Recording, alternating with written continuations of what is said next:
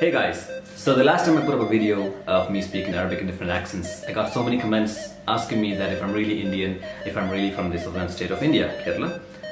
Well, ആ സംശയം ഇപ്പം നിങ്ങൾ തീർക്കാം. തുടക്കത്തിൽ തന്നെ എൻ്റെ ഭാഷയിൽ 2 വാക്ക് പറയട്ടെ. അപ്പോൾ ഇനി ഈ വീഡിയോയിൽ ഇനി ആരും സംശയിക്കേണ്ട ആവശ്യമില്ല. ഞാൻ 100% ഇന്ത്യൻ തന്നെയാണ്. Let's get started. السلام عليكم. مرحبا بكم في لقطة جديدة من لقطات أحمد الكاشخ، واليوم سأقدم لكم مقطع الذي أتحدث فيه اللغة العربية ب10 لهجات مختلفة. استمتعوا مع هذا المقطع. حيا الله بحمدان، كيف حالك؟ شو الأخبار؟ أقول لك الأسبوع الماضي صرت الوكالة، صرت القرقاش أشوف اس 500. صراحة الموتر روعة، الموتر فخم وفيها كل مواصفات، كل شيء حلو. بس السؤال اللي عندي كان إذا شريته وبغيت أبيعه بعد 2 أو 3 بيه بالسعر ولا ما بيه بالسعر؟ أنت ترى تفهم أكثر بالمواتر، فوالله حاب تي وياي على الوكالة ونشوف الموتر ويا بعض. شو رأيك نصير باكر؟ هلا أبو سعود، هلا، وش حالك؟ وش علومك؟ أبشرني عنك. والله تذكر أيامنا كنا نطلع مقانيص للبر، والله أيام حلوة مرة. مشتاق للجماعة، مشتاق. محمد، وش عندك يا مدير؟ وش عندك؟ ما عندك جوال؟ خذ الجوال، روح خذ ابشر، يعزك يا طير شلوه، خذها زين الدنيا وزين الامور، يلا توكل على الله. خيي كيفك؟ شو اخبارك؟ لك وينك يا زلمه؟ لسه في بالجامعه؟ لك مو ناوي تخرج؟ لك تخرج زلمه روح اشتغل اعمل لك مصاري. لك بدك شاكريه؟ نعم. لك ما تعرف شو عن شاكريه؟ عن جد عم تحكي ولا عم تمزح؟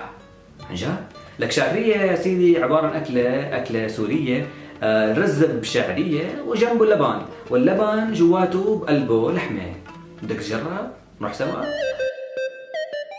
أتمنى أروح للسوق، سوق السراي بشارع المتنبي، واشتري كتب عراقية وقرطاسية، وأيضا نجد اشتري كتب أجنبية موجودة مكومة هناك.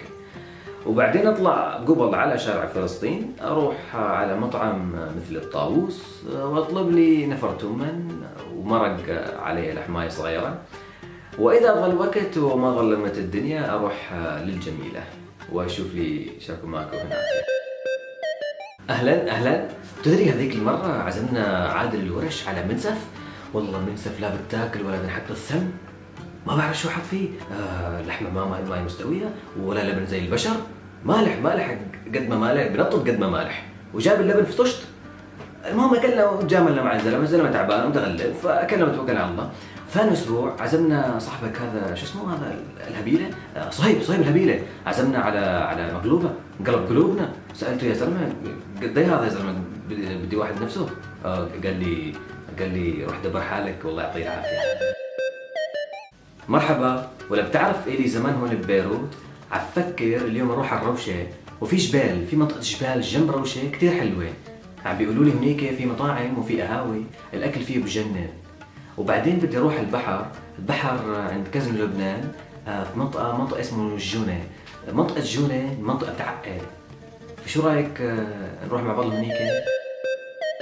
السلام عليكم، ازيك يا برنس؟ عامل ايه؟ اخبارك ايه؟ كنت فين امبارح يا ريس؟ كنت بستناك على باب الجامعة امبارح ساعة وما جيتش، كنت فين؟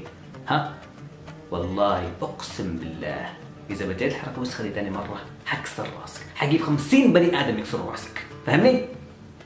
مش مشكلة، يلا بقى نروح نسمع ماتش. يلا يا عم، مسا على الناس كويسة بقى، يلا.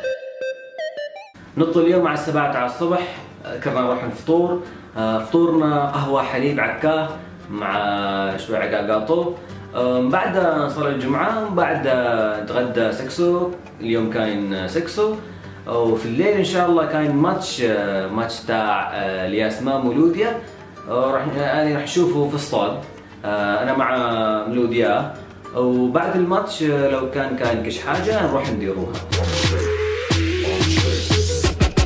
صدوني من اللي جو قالوا لي اليوم العرس ديالك، يعني اليوم الفراق، اليوم ماشي بحالك، عرفك من سيتينية واسمي انا باقي بالك، عرفك ما بغيتش اصبر حكتب مكتب بالك، زوجك بالذراع او دولك اكمالك، خلوني مقسومة وخلوك مقسومة، خلوني مصدومة وخلوك مصدومة، وانا معروف ما اجي نشوفك اليوم.